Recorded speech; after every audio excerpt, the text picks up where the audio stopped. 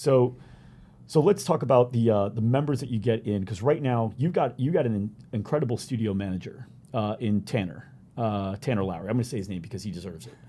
He's a solid guy, very smart guy, but he was very green. When you had brought him in on board, even when I had met him, I'm like, man, this guy, what he's got going for him more than anything is he's hungry as hell and he's smart as hell. But he was green. He didn't have 20 years experience or 10 years experience in the space, right? Did he do anything like this before? Yeah, so he was actually with a D1 and worked in the personal training department, interned there while he was going to school at Baylor. A trainer, though, not a manager. Right. So green. He's never managed like this before. Right. So that's not easy, No, the one thing that, and if he were here, I think he'd tell you is that I told him, just like I'll tell anybody in the fitness world, the only thing that matters in this business is people. Mm-hmm. That's it.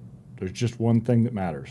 And I'll be honest with you, Tanner and I had that conversation a lot.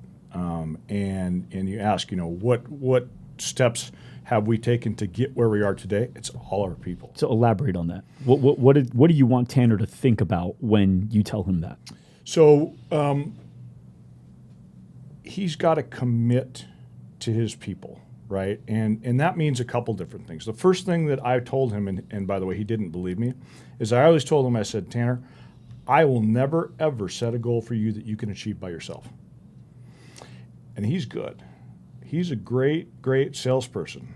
But I wasn't kidding. I have never set a goal for him that he could achieve by himself. So he's got to have that team around him.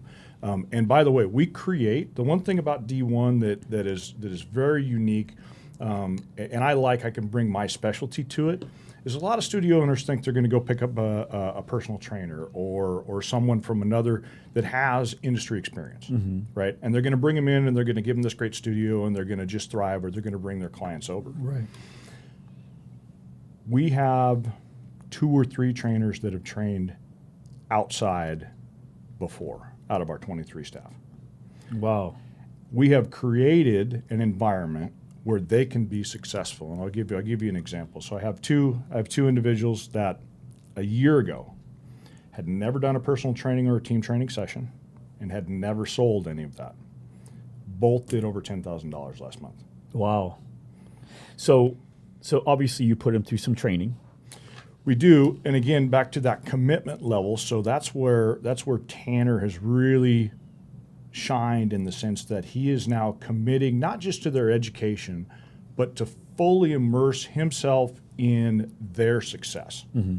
because their success is our success. And I mean that from the very beginning, not just sales, right? I mean, sales is important. Teaching people how to sell mm-hmm. and how to retain is extremely important, but showing them how to develop clients, helping them progress their people and results. Because, by the way, we can be the greatest salespeople in the world, but if we don't get results for our people, we're going to be doing $50,000 next month. Yeah.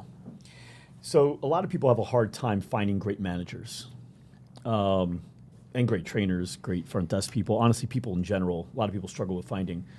And I'm going to say something really quick that when Tanner sees this or listens, because I know he's a fan of the show, the first instinct is going to be like, oh, that sounds kind of hurtful, but I want him to hear it the way it's meant to be heard, okay? Tanner's not the only Tanner. There's a lot of Tanners out there. However, I don't mean that in the full holistic way. Tanner's a very special guy on a personal level. I really think he's got a lot going for personally. But on the business side, even Tanner has to believe there's a lot of Tanners out there, because as a leader, his job is to continue to multiply himself and develop leaders. If he can't create another Tanner, well, then scaling to 4, 5, 10, 15 locations, that means he's going to have to manage all of them. So he has to believe that there are other potential Tanners out there, and he's got to multiply himself. So, but the trick is, how do we find the people that have the competency and the want to be multiplied? And then how do we develop people like that? Because Tanner was green, but he obviously had the competency. He obviously had the attitude. So where did you find Tanner? I know you said he came from another D1. Yep. What did you see in him specifically? Like, what did you particularly look for? And then what was the beginning of that relationship? I know you said, focus on people, but like, what was the training regimen like, or what are some things you had to do, whether it was reading or whatever you had to do to develop them? Sure. So, I really look for a couple things, and number one is character, right? And I look for that character, and I look for don't quit, right? And because that's what happened, right? So my family was in this business, and I can tell you that, you know, we 24-Hour Fitness came to Boise. Mm-hmm. And then they exited a little while later. So we had, but you got to have that don't quit mentality. So I always look for that. Mm-hmm. And then I tell everybody that comes to work for me, and they don't really believe me, but I always tell them this, that you've got to be a little weird to work with me. Yeah. You really do. And here's the thing. Weird people are interesting. Mm-hmm. And interesting people attract people. I don't want robots. In fact, if you're a robot, and we've had a couple robots, they never work out. Yeah. Right. So they hit a ceiling too quickly. Right. It's not that high. Yeah. I mean, and that's the stretch here is to be able to, and you mentioned it, right? So someone like Tanner, who is a top performer, he has to believe that there are other people out there that can be even better than him. Mm-hmm. Right. And I believe, that's what I've always looked for, is people that are better than me. Mm-hmm. He can run that studio way better than I can.